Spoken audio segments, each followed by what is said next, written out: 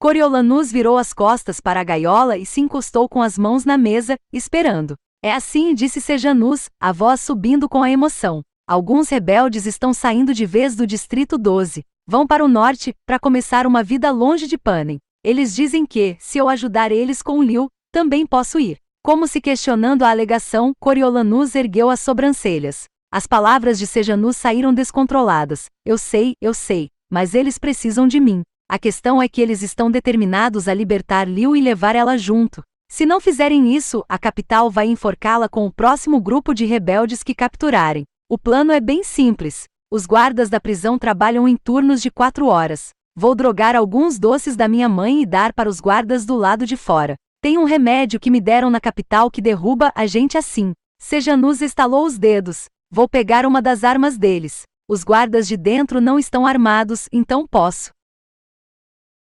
forçá-los a entrarem na sala de interrogatório com a arma apontada para eles. É a prova de som, ninguém vai ouvir os gritos. Aí, vou buscar Liu. O irmão dela pode nos ajudar a passar pela cerca. A gente vai para o norte imediatamente. Devemos ter algumas horas até que encontrem os guardas. Como não vamos passar pelo portão, eles vão supor que estamos escondidos na base, então vão trancar tudo e procurar aqui primeiro. Quando se derem conta, vamos estar bem longe, sem ninguém ferido, e sem ninguém saber. Coriolanus baixou a cabeça e esfregou a testa com as pontas dos dedos, como se tentando juntar os pensamentos, sem saber quanto tempo conseguiria ficar sem falar sem que parecesse suspeito. Mas Sejanus seguiu em frente. Eu não podia fazer isso sem te contar. Você é tão bom para mim quanto um irmão seria. Eu nunca vou esquecer o que você fez por mim na arena. Vou tentar pensar em um jeito de avisar minha mãezinha do que aconteceu comigo. E meu pai, acho.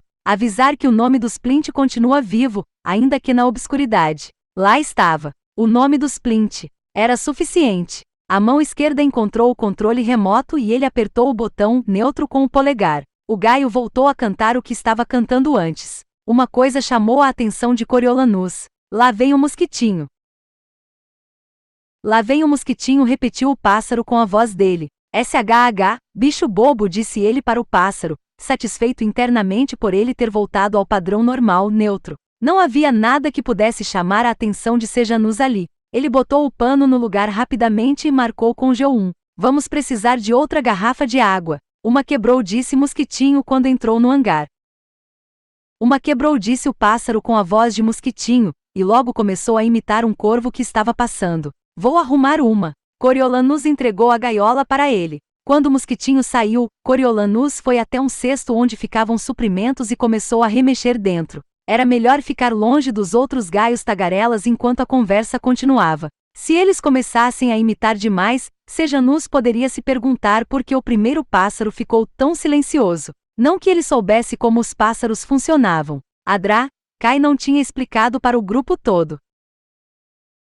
Parece loucura, Sejanus. Tantas coisas podem dar errado. Coriolanus começou a listar. E se os guardas não quiserem os doces da sua mãe? Ou se só um quiser e apagar com o outro olhando? E se os guardas internos pedirem ajuda antes de você conseguir colocar eles na salinha? E se você não encontrar a chave da cela de Liu? E como assim o irmão dela vai fazer vocês passarem pela cerca? Ninguém vai reparar nele cortando o alambrado? Não, tem um ponto fraco na cerca atrás do gerador. Já está frouxo, parece. Olha, sei que muitas coisas têm que dar certo ao mesmo tempo, mas acho que vão dar. Sejanus parecia estar tentando convencer a si mesmo. Tem que dar certo. E se não derem, vão me prender agora e não depois, né? Quando eu estiver envolvido em coisa pior. Coriolanus balançou a cabeça com infelicidade. Não vou conseguir te fazer mudar de ideia? Sejanus estava determinado. Não, já decidi. Não posso ficar aqui. Nós dois sabemos. Mas cedo ou mais tarde, vou surtar. Não posso fazer trabalho de pacificador com a consciência tranquila e não posso ficar botando você em perigo com meus planos malucos. Mas como você vai viver por aí? Coriolanus encontrou uma caixa com uma garrafa nova de água. Nós temos suprimentos. Eu atiro bem, disse Sejanus. Ele não tinha mencionado que os rebeldes tinham armas de fogo, mas aparentemente tinham. E quando as balas acabarem, a gente vai pensar em alguma coisa. Peixes, pássaros com redes. Eles dizem que tem gente no norte, falou Sejanus. Coriolanus pensou em Billy Talp seduzindo Lucy Gray para ir para o posto imaginário na natureza. Ele tinha ouvido dos rebeldes ou os rebeldes tinham ouvido dele? Mas, mesmo que não tenha gente, também não há capital, continuou Sejanus. E isso é o mais importante para mim, não é? Nem esse e nem aquele distrito, nem estudante e nem pacificador. Vai ser viver em um lugar em que não vão poder controlar a minha vida. Sei que parece covardia fugir, mas espero que é assim que eu sair daqui, eu consiga pensar direito e elaborar algum jeito de ajudar os distritos. Sem chance, pensou Coriolanus. Vai ser impressionante se você sobreviver ao inverno. Ele tirou a garrafa da embalagem. Bem, acho que a única coisa a dizer é que vou sentir a sua falta. E boa sorte. Ele sentiu Sejanus se aproximando para um abraço quando o mosquitinho passou pela porta. Ele mostrou a garrafa. Encontrei uma. Vou deixar você voltar ao seu trabalho. Sejanus acenou e saiu. Coriolanus voltou ao serviço maquínico de cobrir e marcar gaiolas enquanto sua mente disparava. O que ele devia fazer? Parte dele queria correr até o aerodeslizador e apagar o Gaio Tagarela número 1. Botar no reproduzir, depois no neutro, depois gravar em neutro de novo numa sucessão rápida, para que não houvesse nada registrado além dos gritos dos soldados na pista. Mas quais seriam suas opções se ele fizesse isso? Tentar dissuadir Sejanus do plano? Ele não tinha confiança de que seria capaz, mas, mesmo que tivesse, era só uma questão de tempo até que Sejanus elaborasse outra coisa. Dedurá-lo para o comandante da base? Era provável que ele fosse negar, e como a única prova estava na memória do Gaio Tagarela, Coriolanus não teria nada que sustentasse sua acusação. Ele nem sabia a hora da ação, então não dava para montar uma armadilha. E como isso o deixaria com Sejanus? Ou se a notícia se espalhasse, com a base toda? Como dedo duro, indigno de confiança, causador de problemas. Ele tinha tomado cuidado de não falar quando o Gaio Tagarela estava gravando, para não se incriminar de forma nenhuma. Mas Adra Gaú entenderia a referência à arena e entenderia que a gravação foi intencional. Se ele enviasse a ave para a cidadela, ela poderia decidir como lidar com a situação. Era provável que fosse ligar para Strabo Plint, dispensar Sejanus e enviá-lo para casa antes que ele causasse algum dano. Sim, seria melhor para todo mundo. Ele largou o controle remoto no cesto de suprimentos. Se tudo desse certo, Sejanus Plint não seria mais um peso para ele em questão de dias. A calma durou pouco. Coriolanus acordou depois de algumas horas por causa de um sonho horrível. Ele estava na arquibancada da arena, olhando para Sejanus lá embaixo, ajoelhado ao lado do corpo maltratado de Marcos. Estava polvilhando migalhas de pão em cima, sem perceber que um exército multicolorido de serpentes se aproximava por todos os lados. Coriolanus gritou para ele sem parar, que era para ele se levantar, correr, mas Sejanus não parecia ouvir. Quando as serpentes o alcançaram, foi ele quem gritou, e muito. Tomado de culpa e molhado de suor, Coriolanus percebeu que não tinha pensado nas consequências de enviar o Gaio Tagarela. Sejanus poderia ficar realmente encrencado. Ele se inclinou pela lateral da cama, e ficou mais tranquilo assim que viu Sejanus dormindo pacificamente do outro lado do quarto. Ele estava exagerando. Era provável que os cientistas nem ouvissem a gravação e menos ainda que a passassem para Adra Gaú, por que se dariam ao trabalho de botar o pássaro no modo reproduzir? Não havia motivo. Os Gaios Tagarelas já tinham sido testados no hangar. Foi um ato questionável, mas não resultaria na morte de Sejanus, nem por serpentes, nem por nada. Aquele pensamento o acalmou até ele se dar conta de que, nesse caso, ele tinha voltado à estaca zero e corria grande perigo por saber o plano rebelde. O resgate de Liu, a fuga, até o ponto fraco na cerca atrás do gerador eram um peso para ele. Uma brecha na armadura da capital. A ideia dos rebeldes tendo acesso secreto à base. Isso o assustava e o enfurecia. A quebra do contrato. O convite ao caos e tudo o que podia vir depois. Aquelas pessoas não entendiam que o sistema todo desabaria sem o controle da capital? Que seria como fugir para o norte e viver como animais, porque eles seriam reduzidos a isso mesmo. Fez com que ele desejasse que o Gaio Tagarela entregasse a mensagem, afinal. Mas se as autoridades da capital por acaso ouvissem a confissão de Sejanus, o que fariam com ele?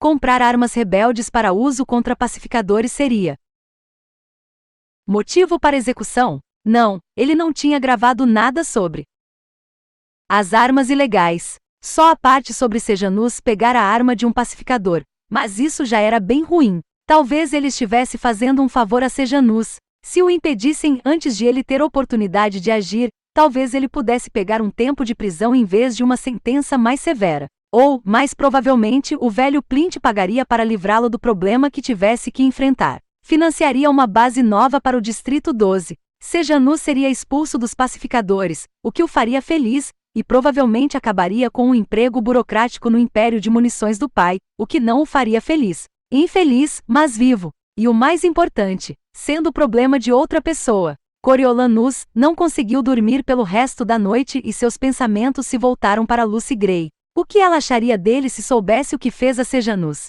Ela o odiaria, claro. Ela e seu amor por liberdade para os tordos, para os gaios tagarelas, para o bando, para todo mundo. Ela provavelmente apoiaria o plano de fuga de Sejanus, principalmente porque já tinha ficado trancada na arena. Ele seria um monstro da capital, e ela voltaria correndo para Billy Talp, levando junto o pouco de felicidade que ele ainda tinha. De manhã, Coriolanus desceu da cama cansado e irritável. Os cientistas tinham ido embora para a capital na noite anterior, deixando o pelotão de volta à rotina chata. Ele se arrastou pelo dia, tentando não pensar que, em algumas semanas, ele deveria estar começando a estudar na universidade com tudo pago, escolhendo as matérias, passeando pelo campus, comprando seus livros. Quanto ao dilema de Sejanus, ele tinha aceitado que ninguém jamais ouviria a gravação do Gaio Tagarela, e que ele devia puxá-lo para um canto e enfiar um pouco de bom senso na cabeça dele na marrã, ameaçar denunciá-lo para o comandante e para o pai,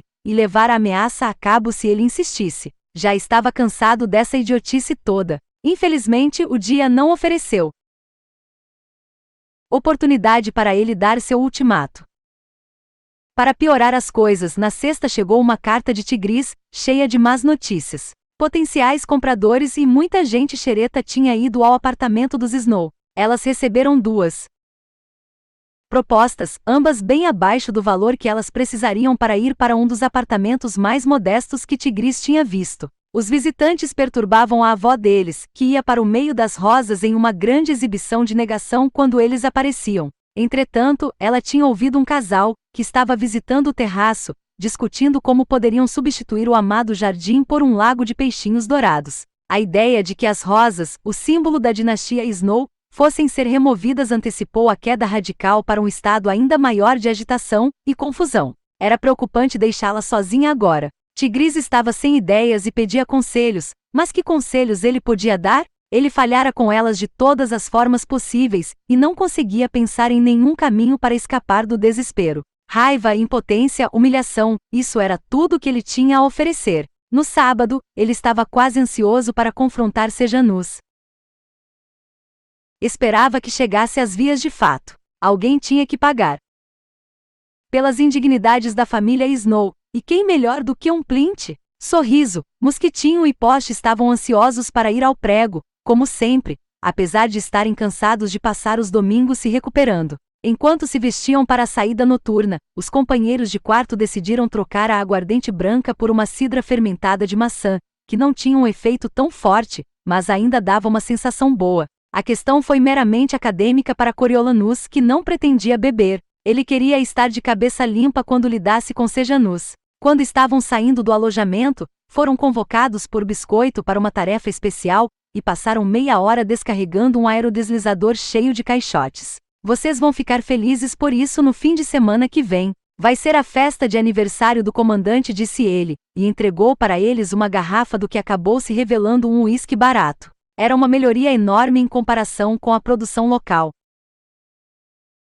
Quando chegaram no prego, quase não tiveram tempo de pegar os caixotes e se espremerem em um ponto perto da parede antes que Maldi Ivori dançasse pelo palco e apresenta-se o bando. Não era um bom lugar, mas considerando o uísque de Biscoito e o fato de que eles poderiam consumir alguns doces da senhora Plint em vez de trocá-los por bebida, ninguém sentiu necessidade de reclamar, embora Coriolanus lamentasse particularmente não ter tido tempo com Lucy Gray no barracão. Ele botou seu caixote praticamente em cima do de Sejanus, para perceber se ele tentasse desaparecer de novo. E realmente, depois de uma hora de show, ele sentiu Sejanus se levantar e o viu seguir na direção da porta principal. Coriolanus contou até 10 antes de ir atrás, tentando atrair o mínimo de atenção possível, mas eles estavam perto da saída, e ninguém pareceu reparar. Lucy Gray começou uma música lenta e o bando tocou sombriamente atrás dela.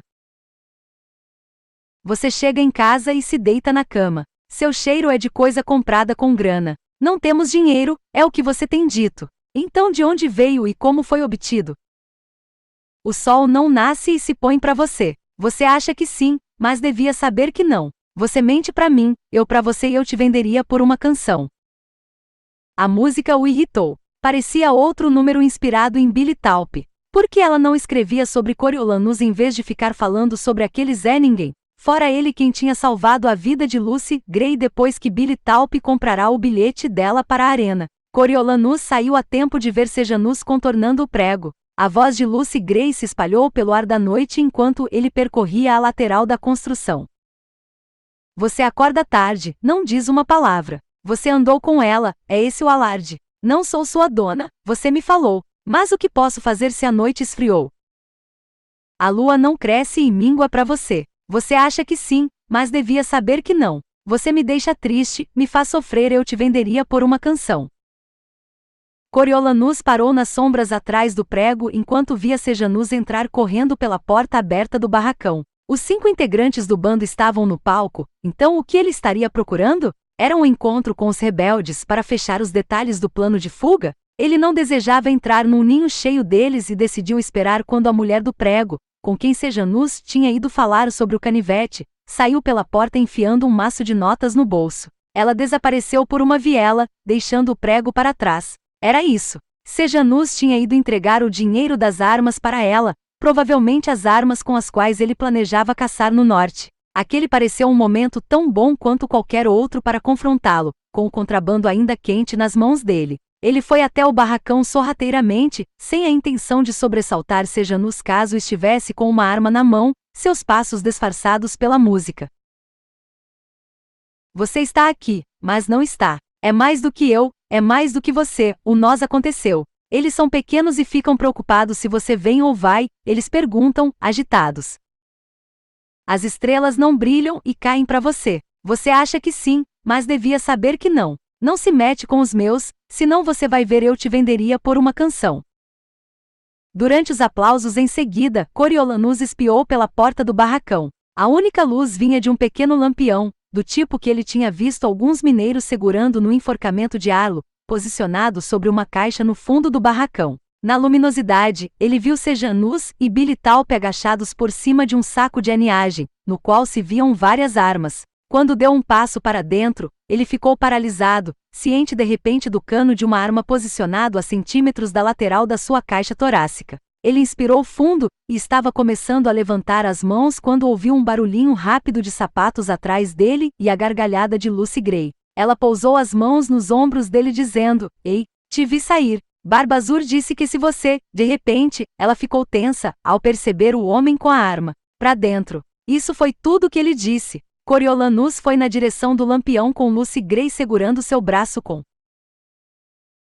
força. Ele ouviu o bloco de concreto raspar no piso de cimento e a porta se fechar atrás deles. Sejanus deu um pulo. Não. Está tudo bem, Spruce. Ele está comigo. Os dois estão comigo. Spruce se moveu até a luz do lampião. Coriolanus o reconheceu como o homem que tinha segurado Liu no dia do enforcamento. O irmão que Sejanus mencionara, sem dúvida. O rebelde olhou os dois. Pensei que tivéssemos combinado que ficaria entre nós. Ele é como um irmão para mim, disse Sejanus. Vai me dar cobertura quando fugirmos. Pra gente ganhar tempo. Coriolanus não tinha prometido fazer nada disso, mas assentiu. Spruce apontou a arma para Lucy Gray. E essa aqui? Eu falei sobre ela, disse Billy Talp.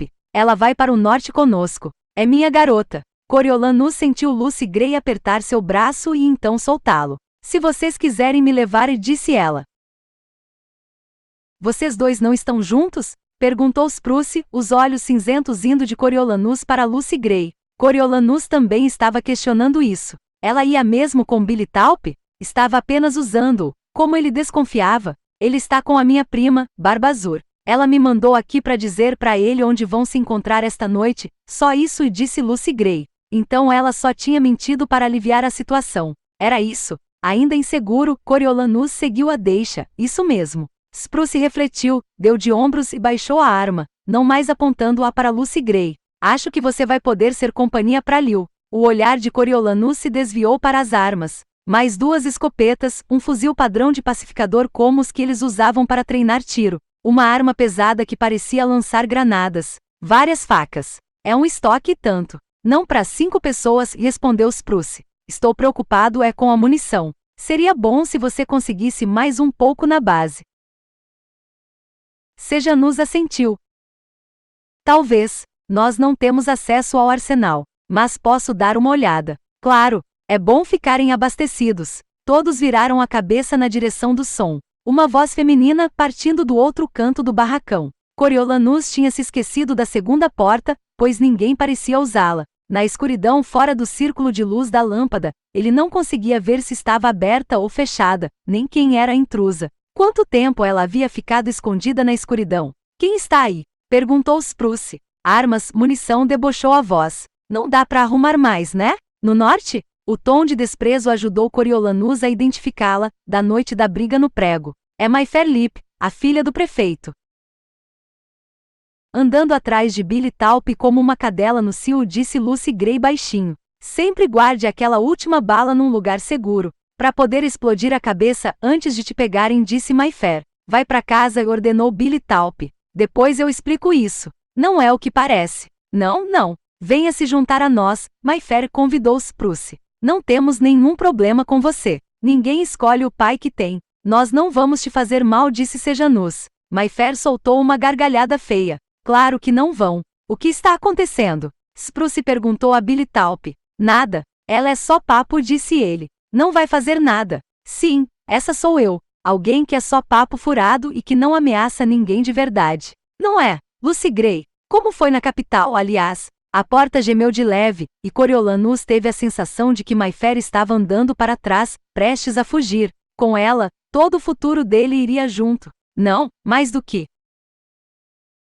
isso, sua própria vida. Se ela contasse o que ouviu, todos eles estariam mortos. Em um piscar de olhos, Spruce levantou a arma para atirar nela, mas Billy Talpe virou o cano para o chão. Coriolanus esticou a mão por reflexo para pegar o fuzil de pacificador e atirou na direção da voz de Mayfair. Ela deu um grito e houve o som dela caindo no chão. Mayfair! Billy Talpe correu pelo barracão até onde ela estava, na porta. Ele cambaleou de volta para a luz, a mão suja de sangue, cuspindo em Coriolanus como um animal raivoso. O que você fez? Lucy Gray começou a tremer do mesmo jeito que tinha tremido no zoológico quando a garganta de Arane Crane foi cortada. Coriolanus a empurrou para longe, e os pés dela começaram a se mover na direção da porta. Volta, vai pro palco. É o seu álibi. Vai. Ah, não. Se eu dançar, ela dança comigo. Billy Talpe partiu atrás dela.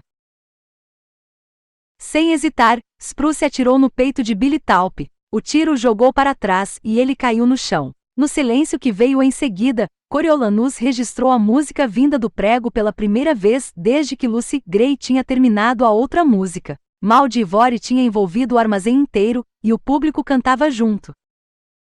Fique no lado bom da vida, sempre no lado bom. Melhor fazer o que ele falou, disse Spruce para Lucy Gray, antes que deem falta de você e alguém venha procurar.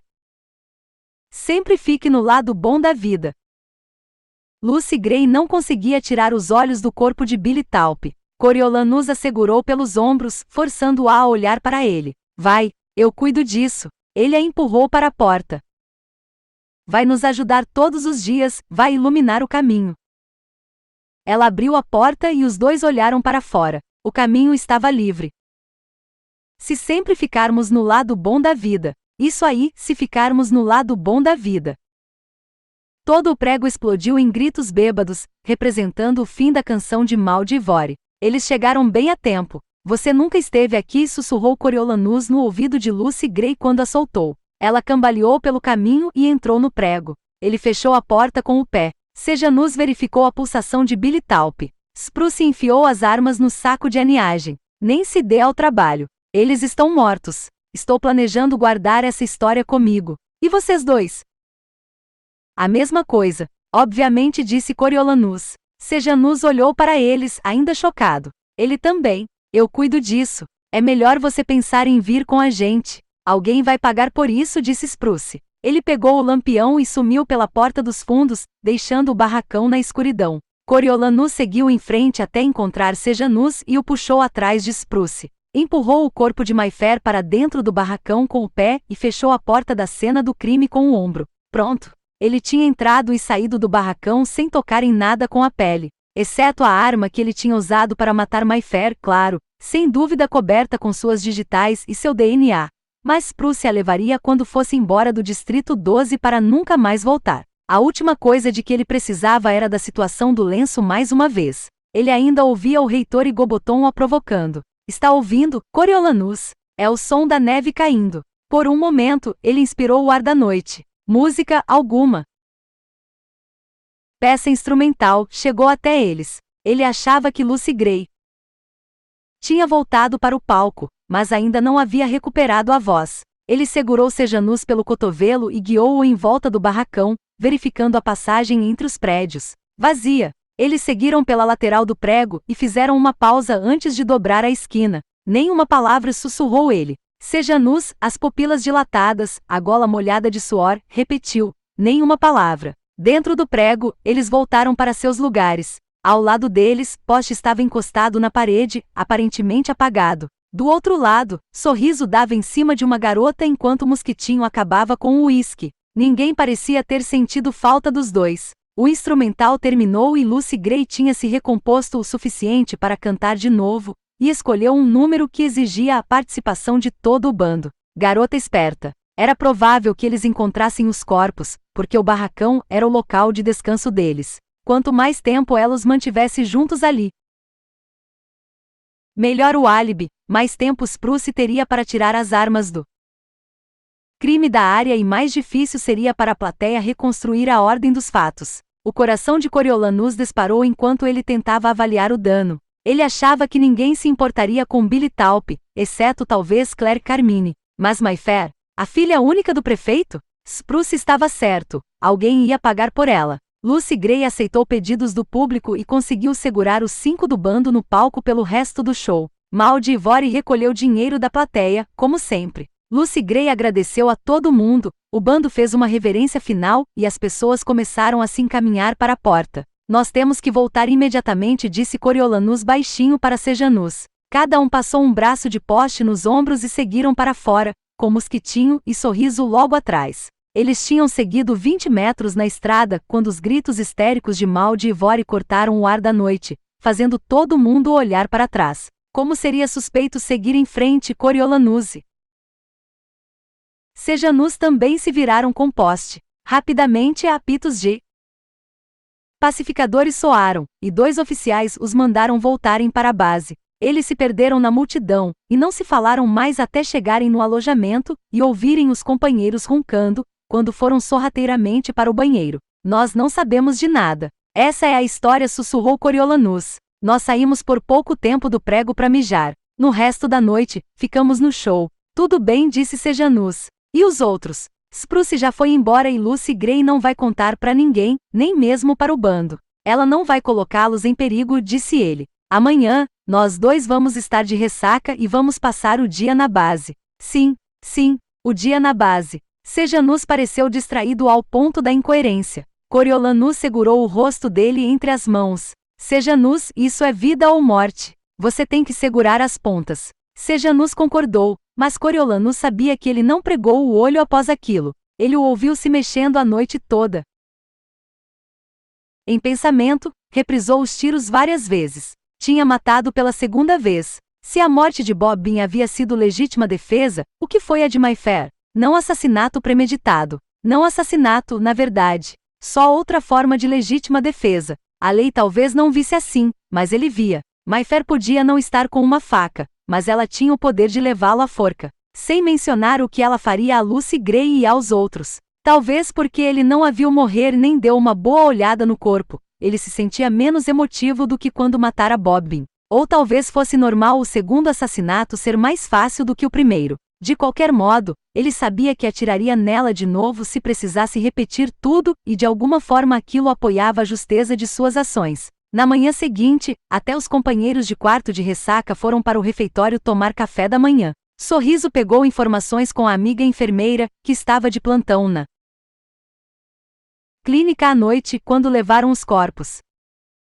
Os dois são daqui, mas um é a filha do prefeito. O outro é um músico ou artista, mas não um que a gente já tenha visto. Eles foram mortos a tiros naquela garagem atrás do prego, no meio do show. Só que nenhum de nós ouviu por causa da música. Descobriram quem foi? Perguntou Poste. Ainda não. Essa gente supostamente nem devia ter armas, mas, como eu falei, tem umas espalhadas por aí, disse Sorriso. Mas eles foram mortos por alguém do meio deles. Como sabem disso? Perguntou Sejanus. Cala a boca, pensou Coriolanus. Conhecendo Sejanus, ele podia estar a um passo de confessar um crime que ele nem cometeu. Bem, ela disse que acham que a garota levou um tiro de fuzil de pacificador, provavelmente um velho que foi roubado durante a guerra. E o músico foi morto por um tipo de arma que os moradores daqui usam para caçar. Provavelmente foram 2 atiradores, relatou Sorriso. Procuraram na área ao redor e não conseguiram encontrar as armas. Já devem ter sumido com os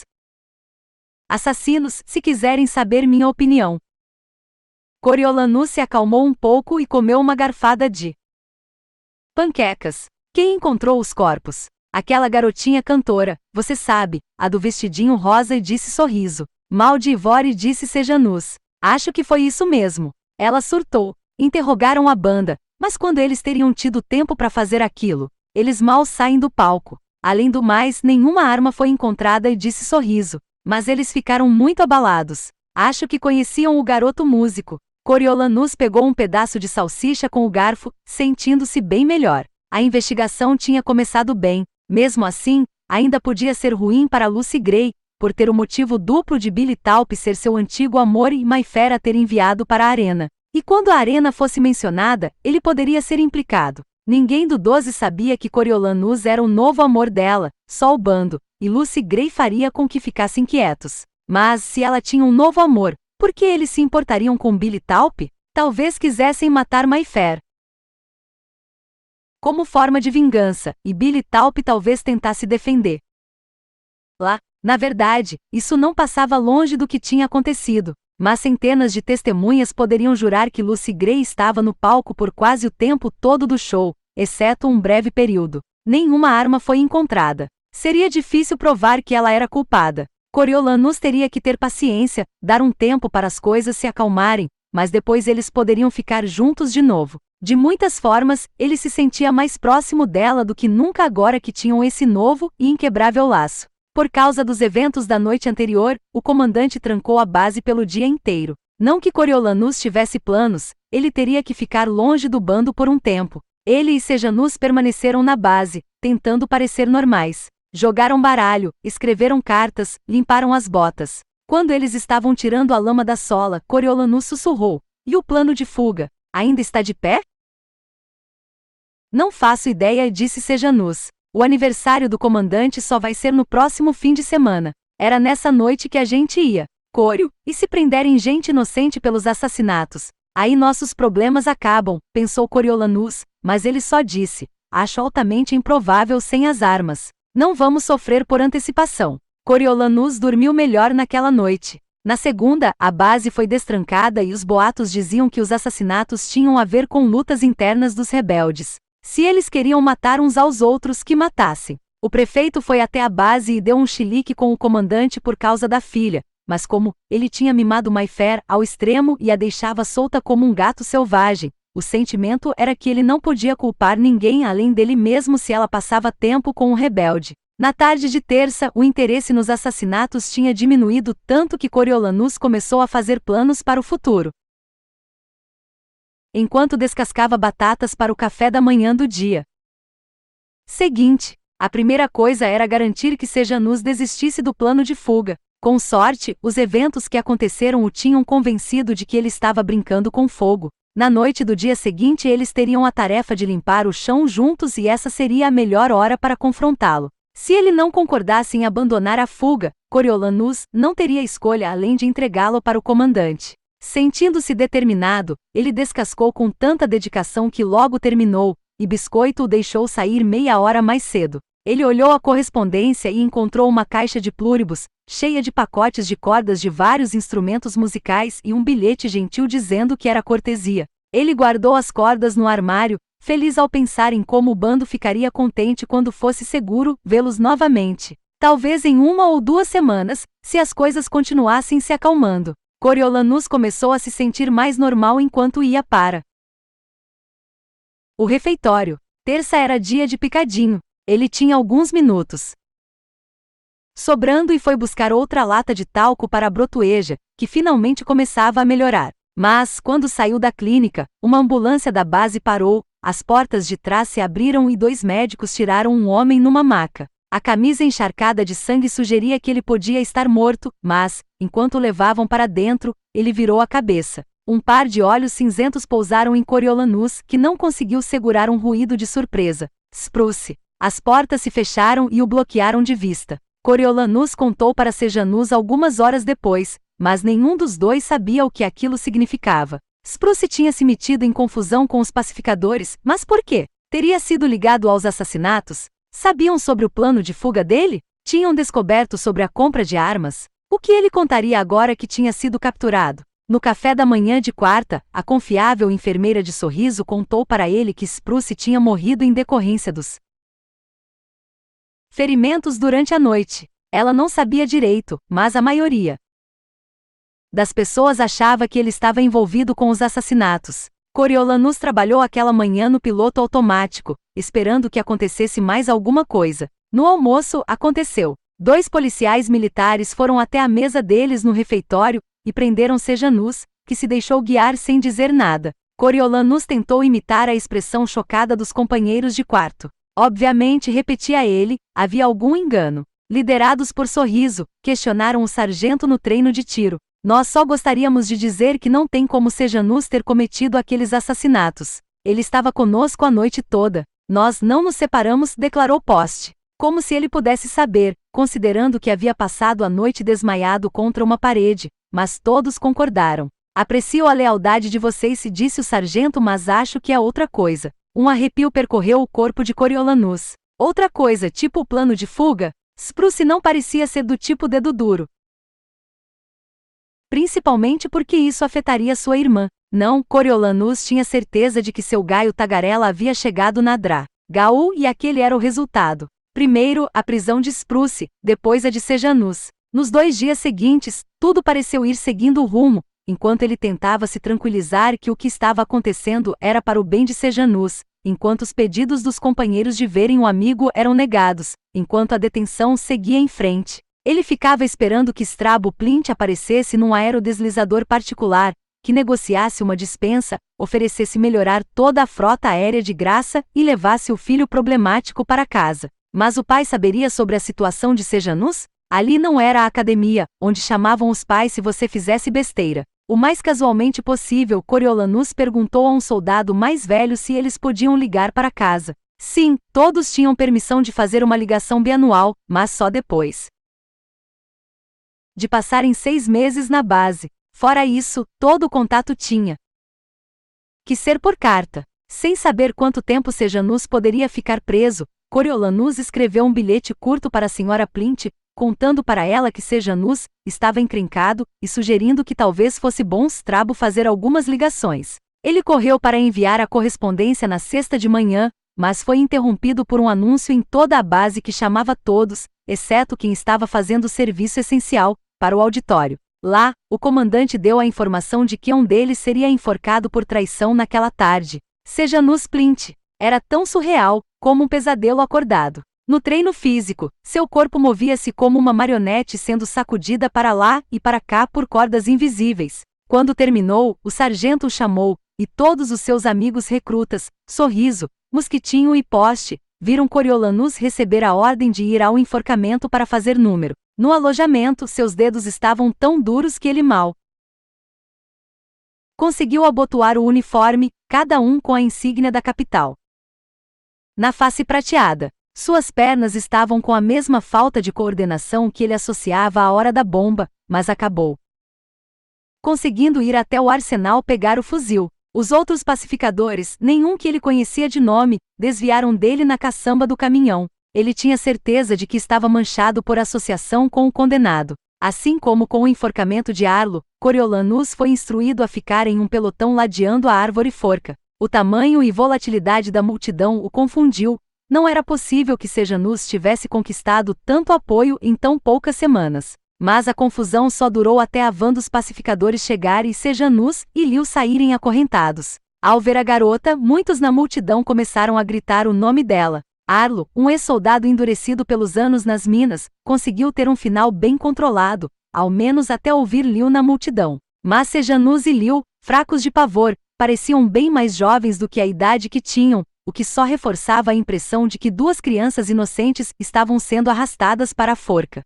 Liu, as pernas trêmulas incapazes de sustentarem o peso, foi puxada por dois pacificadores de expressão sombria, que provavelmente passariam a noite seguinte tentando obliterar a memória com bebida. Quando eles passaram, Coriolanus encarou Sejanus e só conseguiu ver o garoto de 8 anos no parquinho, com o saco de balas na mão. Só que o garoto de agora estava muito mais assustado. Os lábios de Sejanus formaram seu nome, Corio, e seu rosto se contorceu de dor. Mas se foi um pedido de ajuda ou uma acusação de traição, ele não conseguiu distinguir. Os pacificadores posicionaram os condenados lado a lado sobre os alçapões. Um outro tentou ler a lista de acusações em meio aos berros da multidão, mas Coriolanus só conseguiu identificar a palavra traição. Ele desviou o olhar quando os pacificadores se aproximaram com as cordas e ele se viu olhando para o rosto abalado de Lucy Gray. Ela estava perto da frente com um vestido cinza velho, o cabelo escondido por um lenço preto, as lágrimas escorrendo pelas bochechas enquanto olhava para Sejanus. Quando os tambores começaram a tocar, Coriolanus apertou bem os olhos, desejando poder bloquear os sons também. Mas não podia, e ouviu tudo. O grito de Sejanus, o barulho dos alçapões e os gaios tagarelas repetindo a última palavra de Sejanus, gritando-a sem parar sob o sol forte.